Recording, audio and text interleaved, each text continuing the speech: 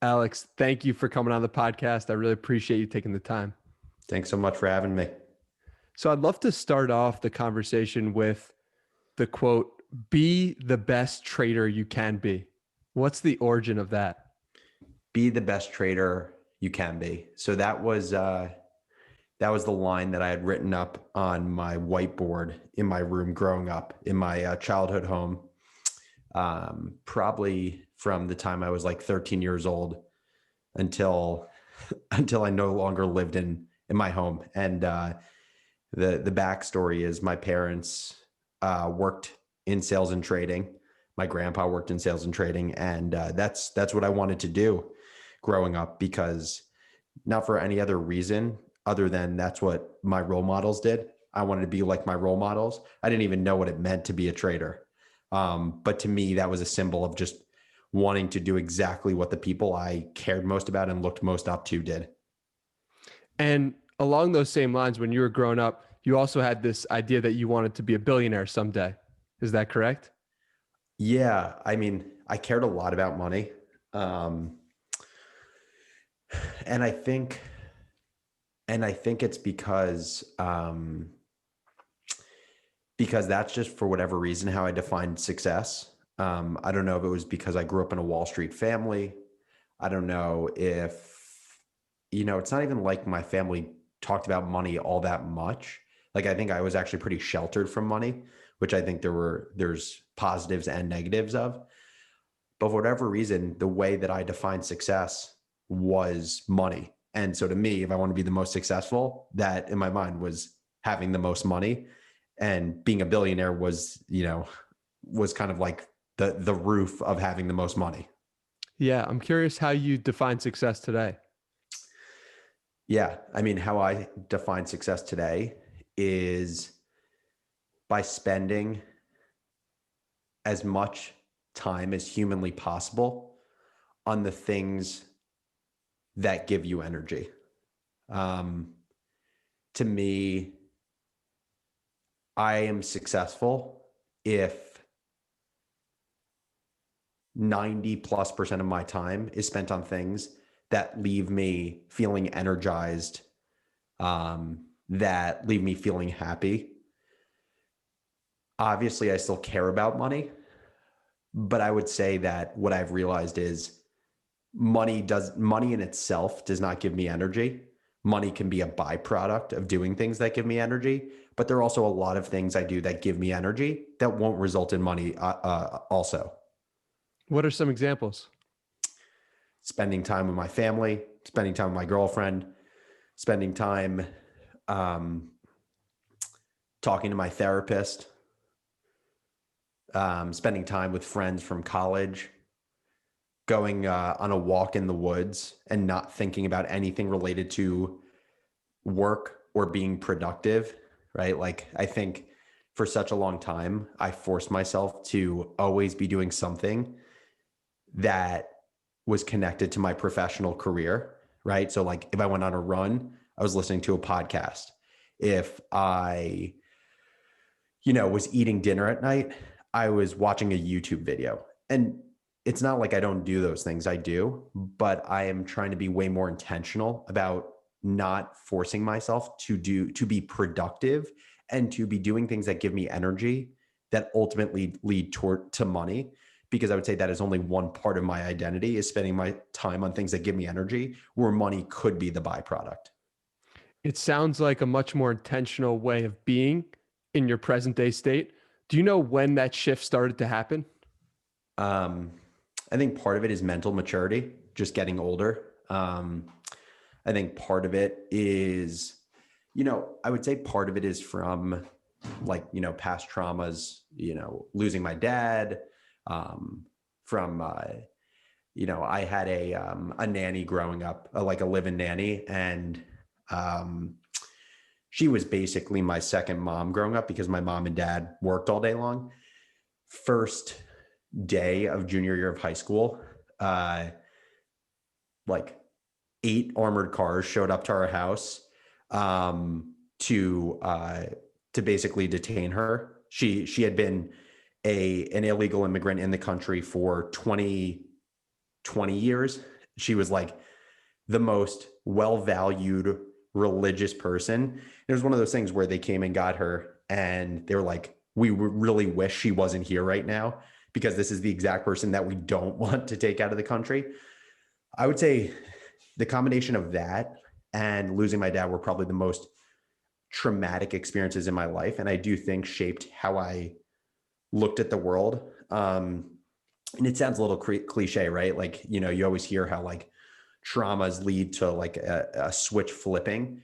But I do think, I don't know if it was a switch flipping, but I do think there was a change in perspective, because I think what it made me realize is like so much of the stuff that we're talking about on Twitter on a daily basis, that the news talks about, that like causes a lot of what I would say is just like emotional volatility, whether that's like excitement, shock, anger, frustration on a daily basis. When you pull back and really think about how much am I going to think about that moment a week from now, let alone a year or 10 years from now, you realize how few of those moments there are. And I think those two experiences I just referenced just forced me into a constant pan out mode, where I was constantly saying, why am I getting worked up about this?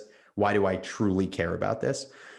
And so I think it was the combination of mental maturity, you know, the combination of these life challenges that everyone goes through in some form throughout life. I would just say, you know, I unfortunately have had to go through them pretty early in life. I think it's forced me to really ask the question every time I get worked up about something, or I think something really matters, asking why does this really matter? And by the way, there's pros and cons to that, right? Like the pro is that I think it is starting to force me to go in a direction where I truly spend time on things that really matter, that move the needle in my life, that when I think 30 years in the future, was that time well spent? I will feel really good about it. The downside of that is I think sometimes it can lead me to be actually more stoic or unemotional than I'd like to be. Because if everything is not a big deal in my mind, if, you know, money doesn't matter that much, if this moment in life doesn't matter that much, I think it risks two things. It risks one, me not being reactive, but in a good way. Like sometimes I think it's good to have emotions in either direction to things, right? Like I don't want to be I don't want to be monotone in my feelings. And I think also sometimes it's not fair to expect that of other people, right? Like it's not fair to expect of my friends or my peers or my colleagues when they're super reactive to moments that I, in my head, say, come on, this isn't a big deal. Like an hour from now, you're not going to be thinking about this. I think oftentimes like that is a bad habit for my way of being to then project on other people. It's surprising to hear that from you, because one of the things that I've noticed from you is that you're highly empathetic to other people. So how do you recognize that within yourself? Oh, I'm reacting to others. Yeah, I think part of it is getting better at the thing that I just spoke about with you, which is not projecting myself on others, because I think empathy is about putting yourself in others' shoes. That doesn't mean they're your shoes, it means they're other shoes, but you have built up a toolkit that allows you to match as closely as possible in your mind what this person must be feeling right now, right? And so I think I have found ways to build up this toolkit over time. I think part of it is just like, as someone who's obsessed with people, small things add up over time. Like I'll even use the example of people watching. Like I love people watching in airports, in the city. And again, like I don't people watch for the sake of productivity, but I do think there's a skill you build up in constantly watching people, watching the ways that they interact, watching their mannerisms based on certain emotions. And so I think the reason I'm able to be empathetic is not because I'm the same as everyone. I think I'm able to be empathetic because I've built up this toolkit over time through my own life experiences, through, work with coaches, through work with therapists, through my own obsession with people that at least allows me to see where they're coming from without judgment. And I think that is the key. It's while I'm not the same as people, while I will not react in the same way as people, non-judgmental observation and understanding of people's perspective is to me what empathy is. Why do you think you love or enjoy people watching? I mean, it's one of those things where it's like some things you can explain why they give you energy, other things you can't explain why they give you energy. I've always been fascinated by human connection and human experience. And maybe it's because I'm so mind blown by like the vastness of just in an ironic way, the vastness of our world, even though it is such a unconsequential thing in the scope of the entire, like beyond our world. But to me, the fact that when I'm on the street of New York and I'm watching, I was in the city last night and I was at dinner and I saw, probably 30 or 40 different diners outside. And I was fascinated by watching these different dynamics, playing through in my head these stories of what they're talking about, the relationships they have, what they're feeling right now. And I think part of it is I'm obsessed with brains. Like I'm obsessed with how people's minds work, what motivates them, what incentivizes them, what brings them happiness, what doesn't. But I'm also back to the point of vastness. Like I'm mind blown every time I watch these conversations. And I'm like, there are literally millions of iterations of these exact conversations happening right now in so many places. And all I'm getting to observe is like literally like the point of a needle of like such a larger thing. So yeah, it's one of those things where like most of the time I can kind of academically or scientifically break down why I'm interested in something, but it's just like, it's also like, why do humans love connection? Yeah, I think there's a physiological reason that can be explained. Like it is what creates safety for us as we go about our lives and try to survive and thrive. So I'm sure there's some like my lizard brain, I think that's what is drawn out. But I think part of it is just like, I don't know. I don't know what it is other than I'm obsessed with thinking about people, watching people, understanding what drives people, and also connecting with people myself. That makes sense. So going back to the trauma aspect of your life, everyone is going to have some sort of hard time in their life. That's pretty much a guarantee. And you've dealt with multiple situations like that already. What advice do you have for someone going through an incredibly dark period? Yeah, I think the biggest thing is not judging your emotions. I think when you go through a trauma, you experience it and then you judge your experience. So for me, I was incredibly close with my dad. Like could not imagine a closer father-son relationship. And after my dad passed away, I cried once. Um, and for several months, I continued to feel unhappiness and anxiety kind of in a derivative form, not from just the loss of him, but from my judging of my experience of the loss, right? From me saying, how could I only cry once when this was my best friend? Why, like, I watch people cry profusely when they're watching a TV show and someone dies. How could this be my experience? And I got to the point where I realized there was nothing productive about that judgment. There was nothing that I was going to, I was trying to seek an unanswerable answer. And I think that's, for me, has been a really important thing to realize is knowing when an answer I'm looking to answer is unanswerable. If I continue to try to analyze, I will just be in this vicious cycle that never ends. And the only way to get yourself out of this cycle is realizing that I need to come to peace without an answer. So I'd say that's the first thing, is not judging your emotions and also not holding back emotions. You know, why did I cry once? Again, at the end of the day, it doesn't really matter. I could break down, you know, maybe it was a function of earlier traumas in life. Maybe it's the fact that I grew up in a household that didn't talk about emotions. Maybe it's the way I'm just biologically wired. But I think disconnecting my emotional response from my connection with my dad was a really important thing. I think the second thing was, again, not projecting what's important on other people, right? Like my experience in losing my dad reframed everything for me. It created a new anchor of what actual like shittiness meant, right? So it's like anything bad happens with Morning Brew, anything bad happens in my life. Like, you know, we got a new dog. My dog takes a shit on the carpet. Yeah, that sucks. But like it is galaxies away from what I've experienced. And again, like I said, that I think that is a valuable and can be harmful perspective for me to have, right? I think what that allows me to do is have perspective, not overreact to things, realize what truly matters.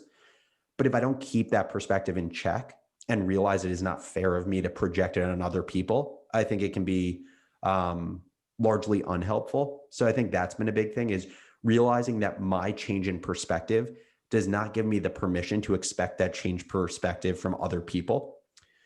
And I would say the third has been, you know, probably the most cliche, but the most real or true of my experience is how you react in the face of trauma really defines you. So, you know, after my dad passed away, my last 2 years of college were by far and away my most successful. Like I had over a 4.0 my junior and senior year, definitely had below a 4.0 my freshman and sophomore year. Started Morning Brew my senior year after my dad had passed. Morning Brew obviously has had some level of success now. And I think a lot of that was a function of me just saying that there's two options. There's pushing forward or there's sitting back or falling back. And to me, that means there's only one option. And the caveat I will provide of that third learning is that it can be, again, in moderation, a really good thing, but in excess, a really bad thing. What I mean by that is I think it's been a really good thing how the trauma that I experienced acted as a catalyst for my career. But I also think there's negatives of that, right? Because it depends what drives you, right? Like if it was a catalyst of my career because it made me more ambitious than ever before, the question is, why did it make me more ambitious than ever before? Did it make me more ambitious because I was looking for fulfillment more than ever before? Or did it make me more ambitious because I took on the role of the father in my family and I felt a responsibility to now bring in money for my family because now it was only money out and not money in? And I think if I was to give you like the real and honest answer, it's probably both of those. I think in some ways I was now driven by doing things that actually made me happy because I experienced firsthand how like life is a lottery ticket, and in good ways and in bad ways, your people hit the lottery, and my dad hit the genetically shitty lottery. And I had no perspective of what was going to happen a day from now, let alone 10 years from now. And so I think that ultimately was the motivator that got me to leave my first job in finance and work on Morning Brew, was this like newfound desire to not spend any more time than I had to doing things that didn't give me energy. But on the negative side, you know, I remember in the hospital room with my dad after basically when, you know, he was in a vegetative state, we were going to pull the plug. And I remember putting my hand on his forehead. He passed away from a stroke instantly, was in perfect shape like you or me, and just no signs whatsoever. And I remember putting, you know, my hand on his forehead at that point, his hand was cold, or his head was cold, and just saying, I'm going to take care of everything. And I think in some ways that was the best and worst thing that I could have done, right? It was the best thing because I think it gave me more drive. it created this fire that no one could manufacture. But it was the worst thing because it was basically me just taking ownership over everything, where now I felt the ownership to take care of my mom, my sister, my grandparents. And to be totally frank with you, in a lot of ways, it was a impractical ownership, because in a lot of ways I came from a background like where I was privileged, where I didn't have to worry about putting food on the table for my family. I was so lucky in that regard. But for whatever reason, me visualizing now that the person who was working so hard to bring money in for the family was no longer around. And all it was me spending money, my mom spending money, my sister spending money, no one working to bring money in. I just assumed that responsibility. And so I think that's the negative part of that third lesson. Was it was amazing how driven I became, but I think it was a drive that was partially driven by, for the right reasons, or for my true sense of like what gave me energy and alignment with my values. And part of it was driven to take care of my entire family, which potentially wasn't a burden I should have even assumed. Do you believe you needed to take on that burden to make yourself feel whole? Yeah, I think that's an interesting question also, because I think while I didn't need to assume this burden to actually financially take care of my family, it's tough to, again, go back in time. And I made kind of the conscious or subconscious decisions I made, but I do think there is a very good argument to be made that the way my brain is wired, I would have always felt incomplete if I didn't, have that conversation with my dad, if I didn't assume all these responsibilities. Even though my family would have been fine, I would have felt like I didn't do enough to take care of them.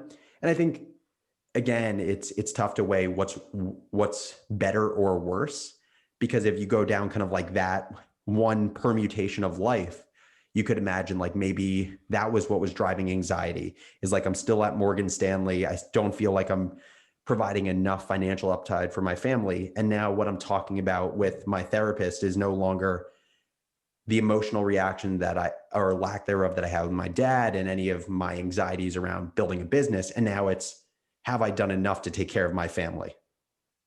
You're able to shift the responsibility, and that's powerful. How did your plans change when your dad passed away? So my plans didn't change immediately. I still wanted to be a trader more than ever before. I had my internship. So I remember this. I remember that I had, the way it works in finance is, you have these like summer analyst and analyst programs. So for finance, you would get your summer analyst, you would have your internship after your junior year of college, and you would hope to get a return offer back so that you don't have to recruit for a job senior year, and you just go right to that same job after college. And I remember that I found out that I had received an offer for my junior year internship a week after he passed away.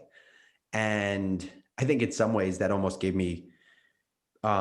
me feel more responsible for accepting the job offer, because he had helped prep me for it. This was still my dream. So I remember accepting the internship offer right after he passed away.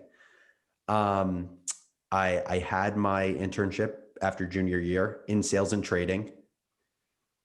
And then senior year is when Austin and I started Morning Brew. But then I graduated from Michigan, and Morning Brew wasn't nearly big enough to go just do that full time. So I graduated, went to Morgan Stanley. And up until that point, again, my plan hadn't changed. The only thing that was different about the plan was Morning Brew was now a thing, and it was just like a side hustle. And I started working at Morgan Stanley full time June of 2015. And I left Morgan Stanley September of 2016. So just over a year later. And I think the point in which I would say the experience of losing my dad actually factored into decisions I made in life was over, call it, this 8-month period that I was working at Morgan Stanley. And I was realizing for myself that I wasn't really enjoying what I was doing. I was getting far more energy from morning brew. And I also was realizing for myself that I was doing a mediocre job at both things, and that didn't feel good. And I knew at some point I was going to have to do one or the other, Morgan Stanley or morning brew. And where it started factoring into my perspective was I kind of always knew I was going to end up going to do morning brew, because in my head, I was just like, what's the worst that can happen? Right? Like that, to me, my tolerance for worst case scenarios went up significantly from my dad's loss. Right.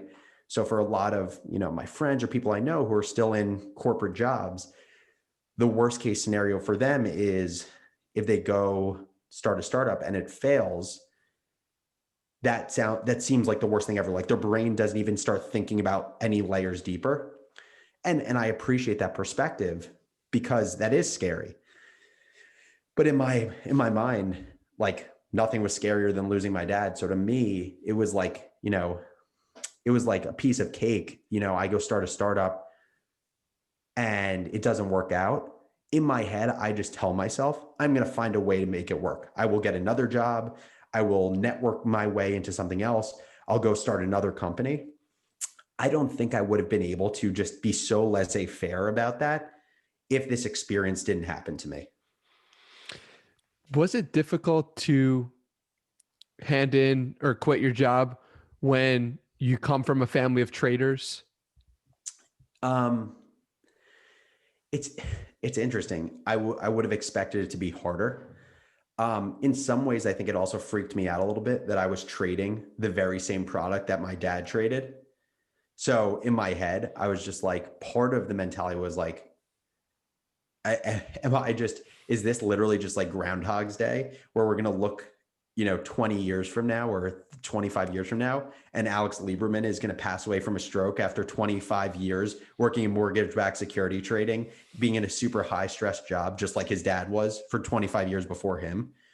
So I think honestly, some of that fear made me feel less bad about it.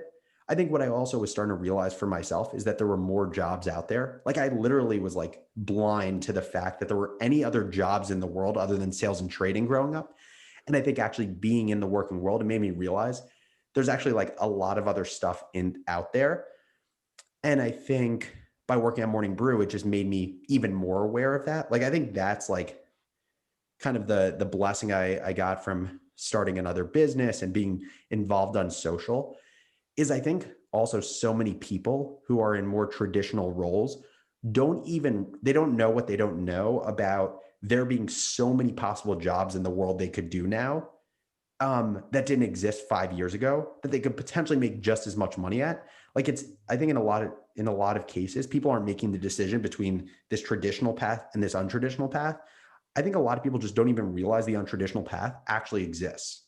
And I think my experience got me to realize more of these paths that existed than I had ever even imagined. And one of those paths is the creator economy, and I definitely want to touch on that. You've said before that it's day one for the creator economy. Yep. I'm curious why you think that is.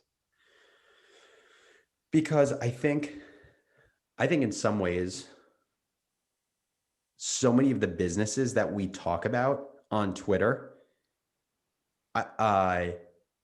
are still in their nascency. Like I think the infrastructure has just been built in the last several years for individuals to create a product that a customer consumes from them that they can make money off of and they can control their livelihood. And I think it's so natural now to so many people on Twitter, because they're either in the creator economy or they're seeing things like Substack, Patreon, Twitter Spaces, Clubhouse talked about constantly. But I think that is such a narrow aperture of society of what people actually see. And I think if you were to go to any of your friends from high school and try to have a 45-minute conversation just about Substack, I think the conversation will be over after 4 minutes. And so to me, the reason I think it's day one is because I think the infrastructure now exists. The foundation exists for people to be creators, but I think we are so early in the adoption curve of it.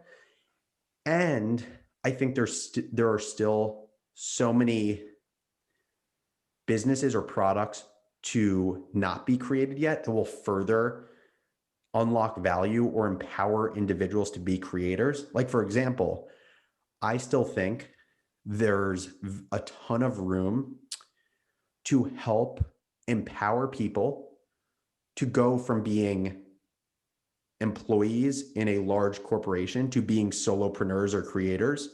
Like right now, what we say people have to do is just they have to take a leap of faith.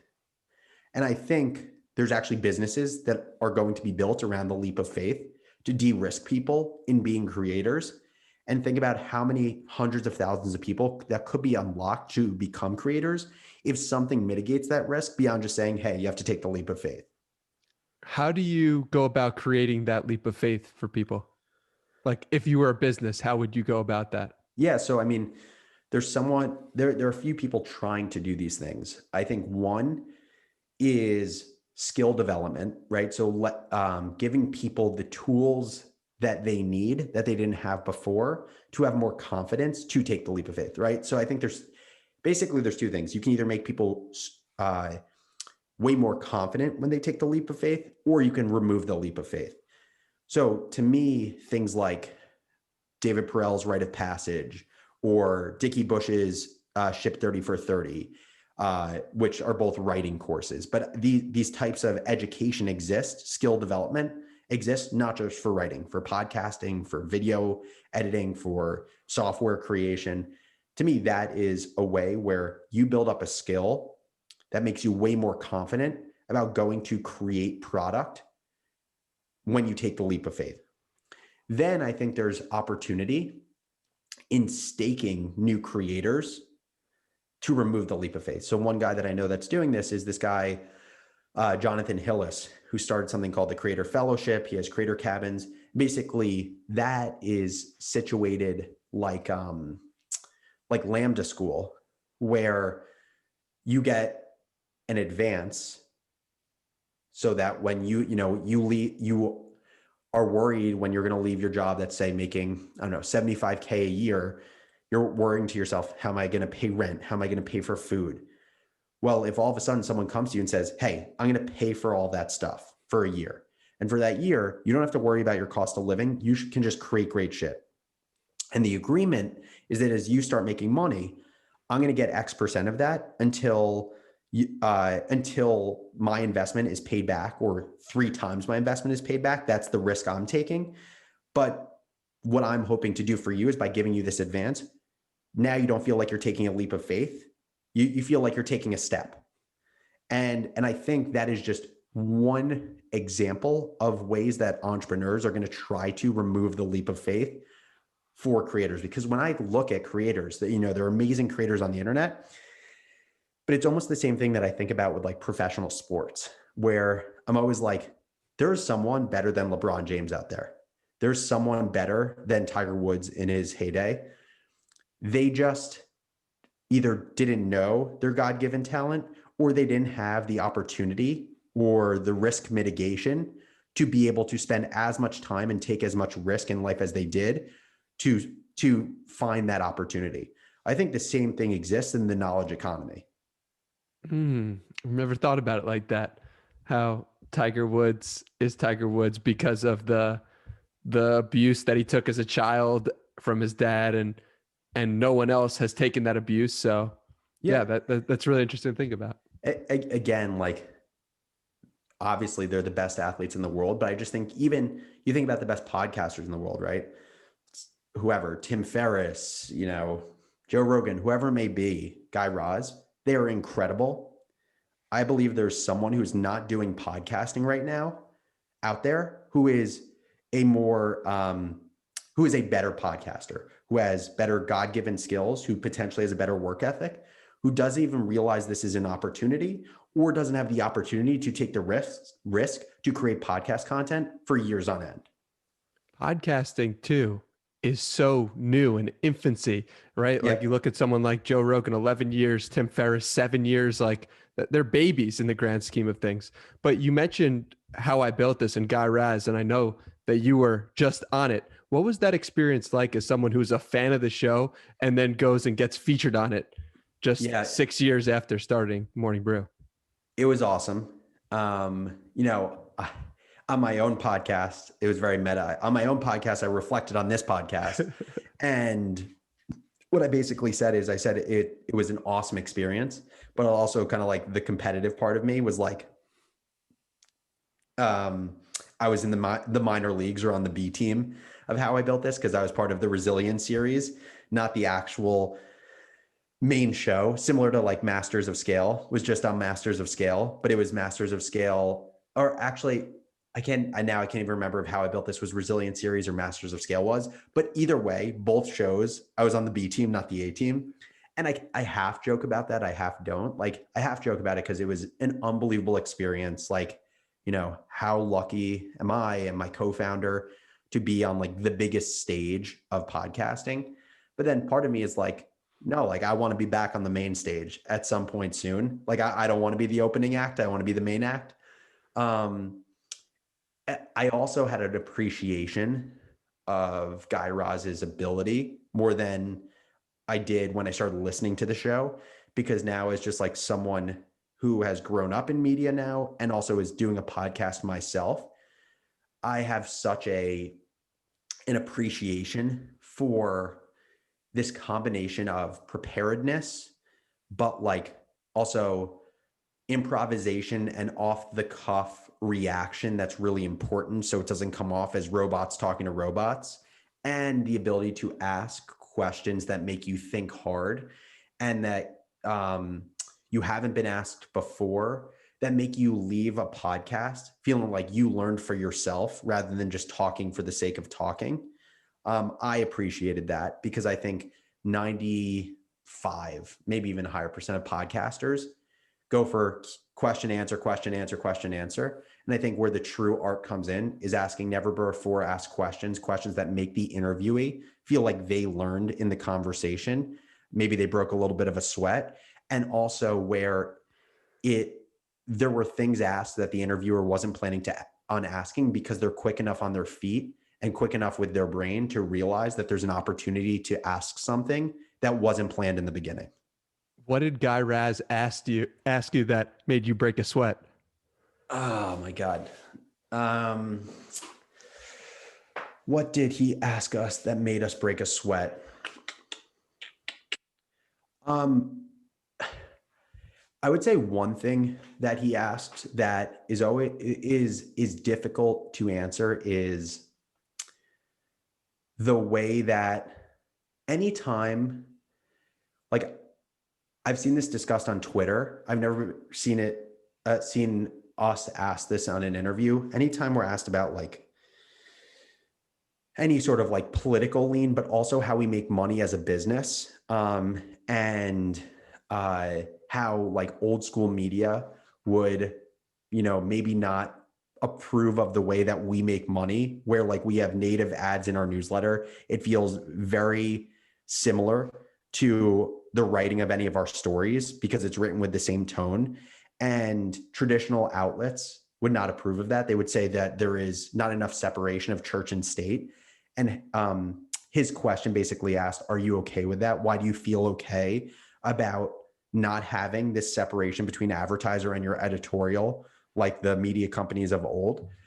Again, I don't think he was like trying to make Austin or I screw up in the interview. I think he was just genuinely curious, right? Like, I think that is the best type of interview, is where you're asked really hard questions that make you sweat or make you think differently, not because the interviewer is trying to stump you or make you look shitty in front of an audience, but because they are genuinely so curious that this is where their curiosity led them.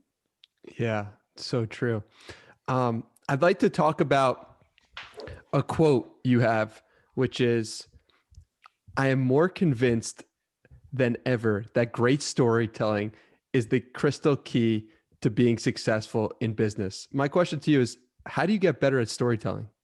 Yeah. I mean, first of all, I'm interested to hear if you agree with that or not. I do.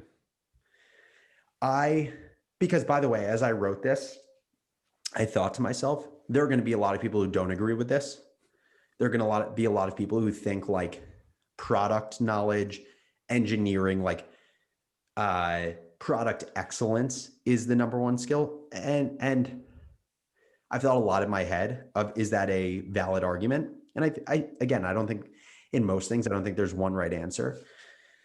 But look, to answer your question, first of all, the reason, just to give a little bit more context, but behind 280 characters, the reason that I think storytelling is the crystal key to being successful in business is because when I think the hardest part of a business is getting from 0 to 1. And I think in 0 to 1, when you think about how much storytelling you're doing, or like what are the biggest moments in the business, storytelling connects to those things, right?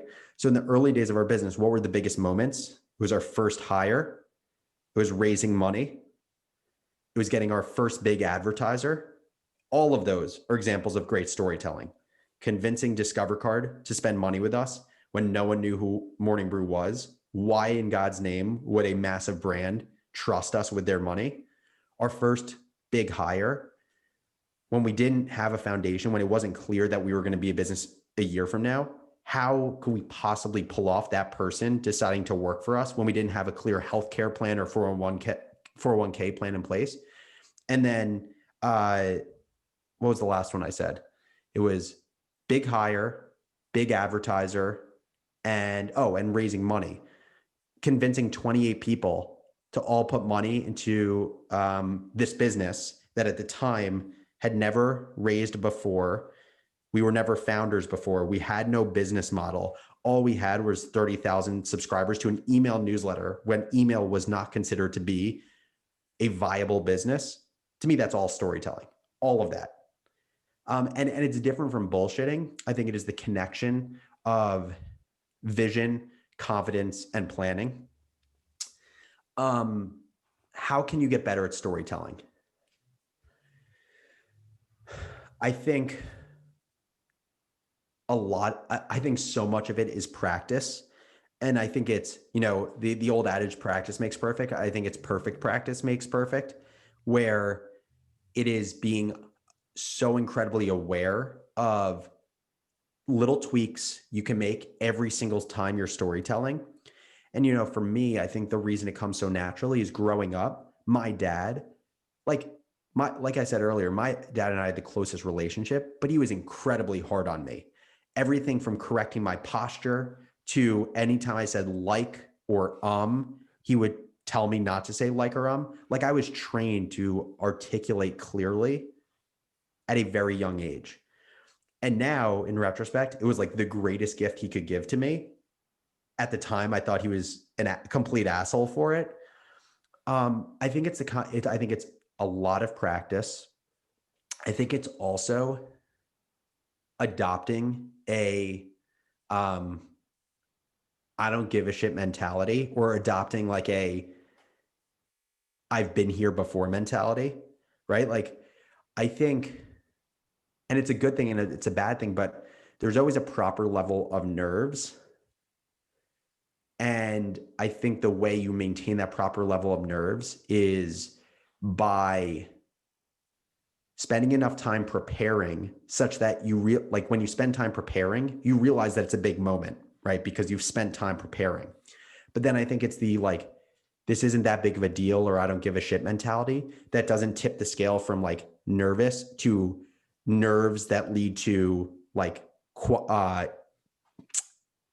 degradation of quality of your ability to storytell. And for me, like as ridiculous as it sounds, whenever I'm talking to a big person, or I'm speaking to a big group, or I'm speaking to like a billionaire, all I continue to say to myself is, just because they have $1 billion doesn't mean they're endlessly fulfilled. That big group of people I'm talking to, all of them have fears and anxieties. That group of executives that I'm telling about the future of media, Yeah, they've been in industry for 25 years, but their businesses are being disrupted by businesses like mine. And it's almost like I would say most of the time I'm pretty humble. I'm not overconfident, but I actually like forcing myself into overconfidence when I speak because I think it allows me to operate in a zone of uh, what I call like, nervous equilibrium. Mm.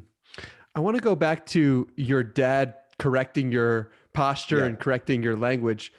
If you ever have a child or children in the future, what level of discipline will you give them compared to how your dad raised you? I mean, I'm already correcting our puppy on his posture. No, it's so tough, right? Because I, because I'm not a parent, I understand. I'm not a parent, but I'm close enough to parenting where I know how difficult it is and what good parenting looks like versus bad parenting. And I give so much credit to great parents that molded, their children into well-valued people. And I also know that there's like situations in life where just because someone's not a good parent doesn't mean they're not a good person, right? They could have been in a situation where they didn't have the they didn't have the foundation or the things they need at the time to be a quality parent. Maybe they weren't parented in the right way, so they didn't have the tools themselves to parent. So now if I fuck it up, I have no excuse given I'm so grateful for how well my parents parented me. Um,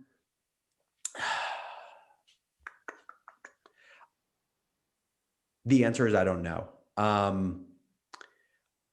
I I know what I want to happen, right? Like I want my children to have a deep sense of the values that matter most, the importance of family, the importance of giving, the importance of integrity and doing the right thing. And also I want my kids to have a deep sense of self, a deep confidence in who they are and what they stand for. To me, that's like in like Maslow's hierarchy of needs. If that was like that for parenting, that would be the foundation. To me, what you're talking about is one level above the foundation, right? Like correcting on posture, the things you say. Not that that's not important, but even if my child had an amazing sense of value and an amazing sense of self, and they didn't have great posture, I would still be wildly fulfilled. And so that's why I don't know the answer, because I think until I'm actually in the moment of parenting, I actually won't know how much that matters to me. All I know what matters to me right now is this first part of the pyramid. Okay, so let's talk about the first part of the pyramid. How would you advise someone to get a better understanding of themselves?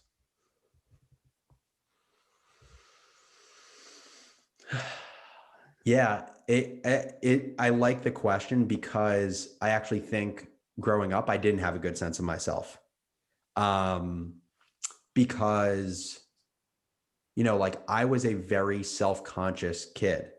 And I don't think it was misparenting by my parents. I think it was one, the way I was wired, but also because of the environment around me. Like I went to a private school in New Jersey from third grade to 12th grade. And I was one of the youngest people in my grade. My graduating class was 120 people. And most people were a year older than me. They had been held back. And I think a function of me not having mental maturity, um, people above me just being more developmentally, socially, I always had this self-consciousness of asking myself, am I cool enough? Do I actually belong in the group? Do girls like me? Am I smart enough? And I think what exacerbated this was the age difference. It was also the fact that I went to the school where it was like, the average student at the time, SATs were 2,400. Like the average student got a 2,250 and also a scholarship to Yale for soccer. And so like that was the comp for me. And so I did not have a good sense of myself because like I did not feel like I belonged. I did not feel like I was cool or handsome. And I think part of, what gave me a sense of myself was finding a group of people that I truly liked because I liked them, not because I thought the outside world perceived them as like the cool group of people to like. So like I found that in college, which I think was huge for me. I think also totally changing my surrounds, like almost like not being in this vicious cycle of being with the same people for 9 straight years. This new context, I think, helped me a lot. And then I think it was wins that gave me momentum, right? Like in high school, I was just like I was an average player on the soccer team. I was an average student.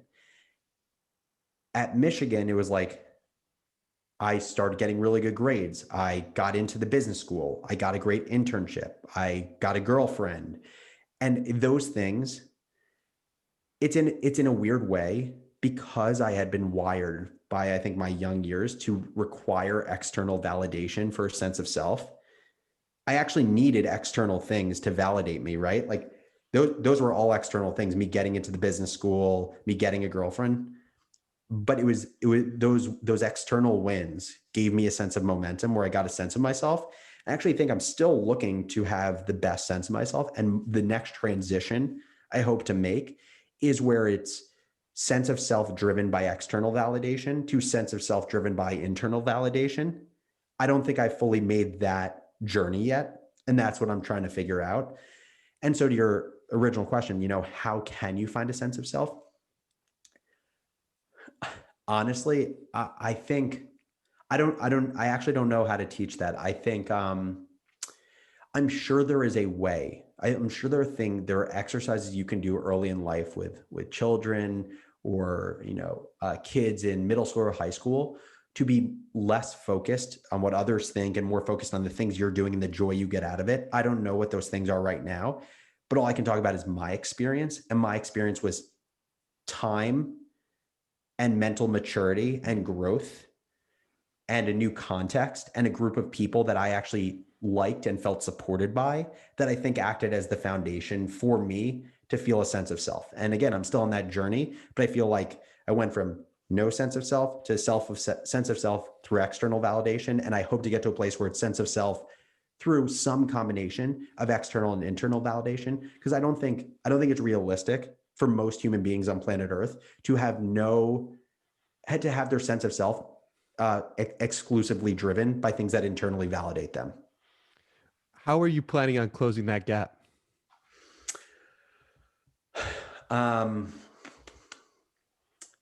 I think one way is through this is a Cat Cole adage, but diversifying your purpose portfolio. And what I mean by that is Morning Brew has been my identity for the last 6 years, like 95% of it.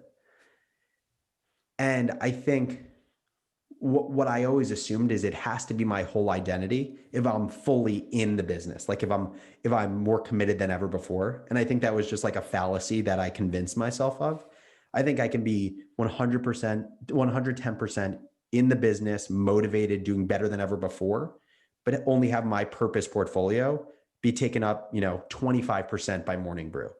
And so I think one of the ways I do this is finding kind of the other parts of this portfolio that make me feel whole, that aren't driven by subscriber numbers, revenue numbers, social media, following. Like those are all external validators. And to me, what I think about is what are the parts of my purpose portfolio that the one metric is my feeling of joy and not any metric that exists outside of my body. So it's like if one part of my purpose portfolio becomes giving or becomes community service, like one thing I'm really passionate about is how do you find a way to end homelessness in New York City? It's like if I start spending a lot of time on that, if the thing that makes me feel fulfilled about that is the work that I am doing on this journey to try to end homelessness, and I don't feel motivated to post it on social media, virtue signal at all, like I will know that is one part of my purpose portfolio that is kind of being guarded by external validation. It's so interesting that you mentioned not posting about it because I was watching a video yesterday where someone was saying how the amount of time someone posts about their relationship on Instagram is correlated negatively to the actual love in the relationship. And I don't Yep. know if that's true. I just thought it was really interesting and it touches on exactly what you're talking about, Yeah, which and is it's an interesting point you bring up, right? Because literally today on Instagram story, I posted a picture at my sister's birthday dinner of me, my sister's boyfriend, my mom, and my girlfriend. And as I posted that, I asked myself, why am I posting this? I asked myself, am I posting this because I want others to see this? Am I posting it because I view Instagram as my life's time capsule? Am I posting this because I think it's a really good picture and I don't give a shit? I just want to post it. And I think it's a hard answer, right? Because if I think I'm being totally emotionally or intellectually honest with myself, there's some part of me in there, like what, and I think most people just wouldn't admit this, but there's clearly some part of me that is adding it to my Instagram story because I care about other people seeing it, right? Otherwise, I would just have a shared iPhoto album with my family doing that. And so I asked myself that exact question today, why I did that. And I don't know if that's going to change my behavior in a meaningful way moving forward, but I do think it's really important to ask that question to yourself. how do you get the self-awareness that you clearly have? Um, I think I genuinely think like self-awareness is a very difficult thing to teach.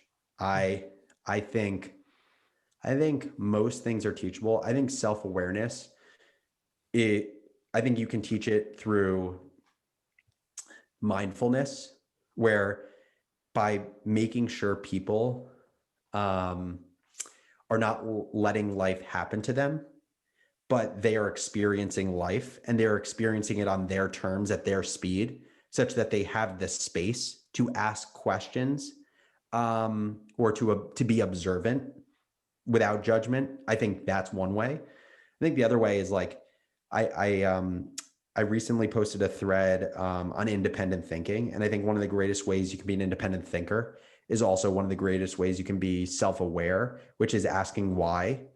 Like the more you can ask why you're doing something or why someone's experiencing something that way, the more you can, I think, be really honest with yourself about what drives your decisions, the way you interact with people, right? So it's like, even, if I got in an argument with my girlfriend and in the moment I'm like, she's wrong, I did all these things. But then a moment later, if I ask myself, why did that actually just happen?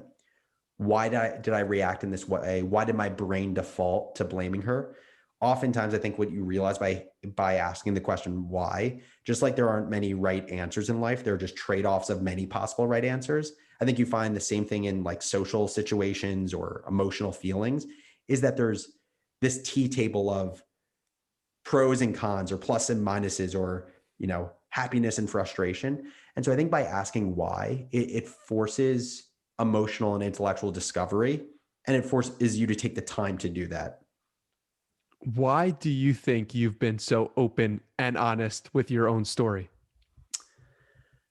I think part of it is that's just like my default being now. I think uh, I think it's a competitive advantage. I think vulnerability and sharing is a competitive advantage for two reasons. One, people have less shit on you. Two, people I think are attracted to. I think vulnerability and sharing is a magnet for other people, because I think a lot of people, one, want to know what it's like in your world. People want to see what it's like in other people's worlds. They want to be the fly on the wall. Um, but I think it also normalizes experiences for people, right? Like when I talk about going through my own loss or being bullied in middle school or high school, or worried about not being attractive to girls, or like all of these things, I think the reason people are also attracted to it is because, like me, I experienced a lot of these things, not knowing if they were normal or not normal. And the more I've gone through things in life, the more I realize I am so not uh, exceptional. I'm so not the minority in my experiences. And so to me, the reason I think vulnerability and sharing is a magnet is because most of the things I share in terms of my experiences, I think my experiences are wildly unoriginal. And I think that brings a sense of calm to people who hear them. Would you recommend others take that level of openness and honesty to their own lives? What are the disadvantages? Um,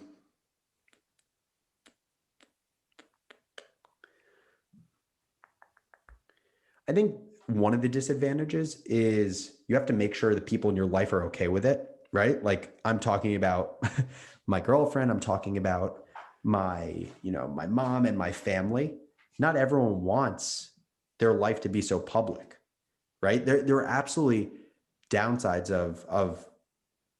of being public. But your question was less about building up a personal brand and being public and more so just like sharing. I think one is potentially regretting, right? Like sharing something in a really open and vulnerable way and realizing after the fact that you didn't actually want to share that and you don't feel great about sharing that. There's no way to remove that, right? So it's that you can't delete the internet. I think that is absolutely a downside. And that's something I've come to terms with. I haven't had a regret yet. I can only speak about my own experience. I haven't had a regret yet of being open and being vulnerable. I think the upside obviously is vast, which we just spoke about. Yeah, to me, the biggest thing is I think you really need to, I wouldn't tell anyone or everyone, hey, you should be like me and be super vulnerable and literally put your journal on the internet, because I don't think everyone feels comfortable with that. And I don't think, I think also people have other ways of, like, to me, I think it's therapeutic, right? I think it is a way when I talk through these things, I attract other people who experience these things, right? So it's like when I talk about me experiencing OCD, I get dozens of people who also experience OCD that I didn't know yesterday that now I can talk to normalize my experience. But there are other ways to work through the things that matter to you, the things that give you anxiety, the things that light you up, versus than doing so just in a public forum, right? So this is just one, I would say, just one way of expressing yourself. It has worked for me because I think it is at the intersection of personal fulfillment and professional development and professional success. But not everyone needs to connect their personal fulfillment and their personal sharing and journey through emotion and vulnerability to what makes them successful professionally. Yeah, that certainly makes a lot of sense. Alex, this has been an incredible conversation. Is there anything else you'd like to add? Any topics you'd like to just explore before we wrap it up? Um,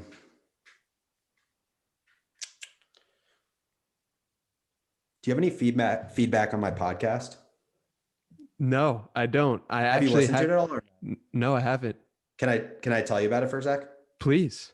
So I started a podcast right at the beginning of the pandemic. It's called Founders Journal. And the whole concept, and it just ties into what we were talking about, which is I always growing up wanted to journal. And not just growing up, in my professional career, because I have this view that there was one, like I would say, commercial side of me, one emotional side of me. The commercial side of me was like, why am I not documenting everything? Because I can end up writing a book and it's going to be so much harder when I don't have this documented. The personal or emotional side of me is like, half of my life from 21 to, I don't know, whatever age is going to be working. And they're going to be such amazing experiences. And when I use the word amazing, I actually don't mean like great, amazing, like experiences that lit me up and experiences that caused me to feel my most anxious self. And to me, when I'm 60 years old, what a shame it would be to not remember those. And this is one thing that I've realized in the last 8 years since my dad passed away, is memory is way worse than we think it is. like one of my actually like just biggest anxieties or frustrations is I have a lot of trouble remembering specific moments with my dad. And what I think to myself is how amazing it would have been if I had far more of these moments documented in some way. And so I think about that in all parts of life. But professionally, anyway, I started journaling, like writing in a journal. And for whatever reason, I could not build the habit. I just could not get myself. Every time I would get to like 5 days of journaling, it wouldn't work. I would get out of the habit. And so what I said to myself is, if I start journaling in front of the world, then maybe that will be the accountability that I need to build in to force me to do that. And so I started as a daily podcast over a year ago. We're 180 something episodes in.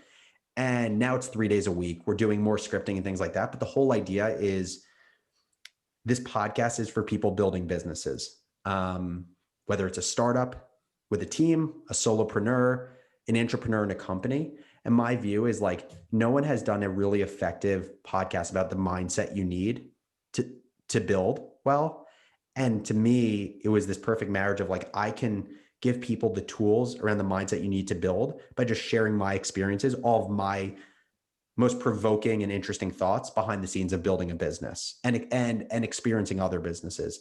And so now Founders Journal's, 100 something episodes in, talk about everything from like what it's been like to work with Austin as my co-founder and picking a co-founder, to firing our first employee, to also, me studying different businesses like Pinduoduo is the most recent one, which is an unbelievable e-commerce business no one's ever heard of. But there's so many amazing things we can learn and think about in building our own things. So that's been an awesome exploration for me. How has being forced to codify your thinking in that way 3 or 5 times a week, how has that changed your perceptions and your managerial style at Morning Brew? I would say that I don't know if it's changed my managerial style, except for the fact that I think it actually just gives more insight for people in our company into how I think. So like, I don't think my actions have changed, but I think others' perceptions of me has changed. Because, when I'm talking about this journal, everything from my dad's death to what it was like, the emotional state I had when letting an employee go, to also just like thinking about interesting things like network effects or switching costs, interesting business strategies.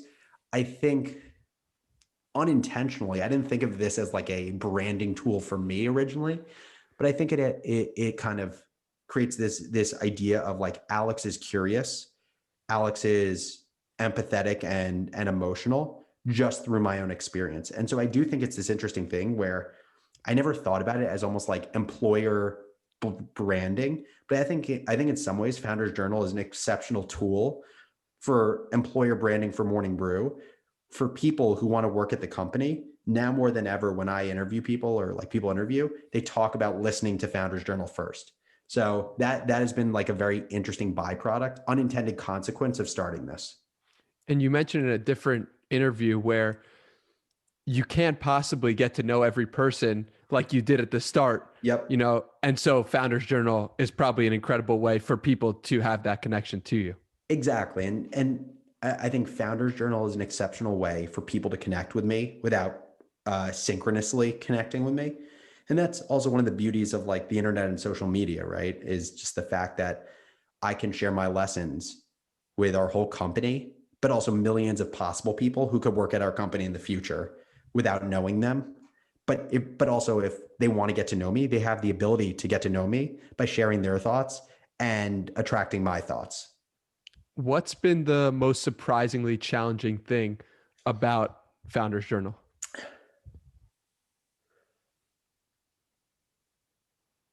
So most people would say just cranking out the content, but I'm used to that. Like, we've put out Morning Brew for 6 years straight. Like, I love creating content. I love this journey of nonstop, just thinking of content and writing content. And it's a grind, but I love the grind. I think the hardest thing for me has actually been striking this balance of, it's supposed to be a journal, right? So it's supposed to be reflective, imperfect, raw, but I also wanted to have value where someone leaves it feeling like they have learned one thing that has changed their way of thinking. And so it's this tough balance where I'm scripting more now, I'm researching and preparing more, but I don't want it to come off as scripted and prepared. And so that is actually the biggest struggle I'm having, is if I read from the script, it sounds like I'm reading from a script. If I just totally do it off the cuff, I worry about not actually taking this very circular route of teaching a lesson. And so I'm still trying to find this in between where it's scripted enough to keep me on track, but not scripted so much that I sound like a robot and I'm not actually journaling. It sounds like Guy Raz will be great to talk to for that respect, going full circle in the conversation. Exactly. Where can people find more from you, Alex? These days, trying to build up Twitter. Business Barista. You just look up Business Barista on Twitter. You can find me there. Otherwise, would love for you to take a listen to Founders Journal. You just look it up on any of the major podcast players, Spotify, Apple, look up Founders Journal. And would love for you to listen and follow me. Awesome. Well, thank you for the time and thank you for the incredible insights, conversation, and look into your heart. I really appreciate it. Thanks so much for having me.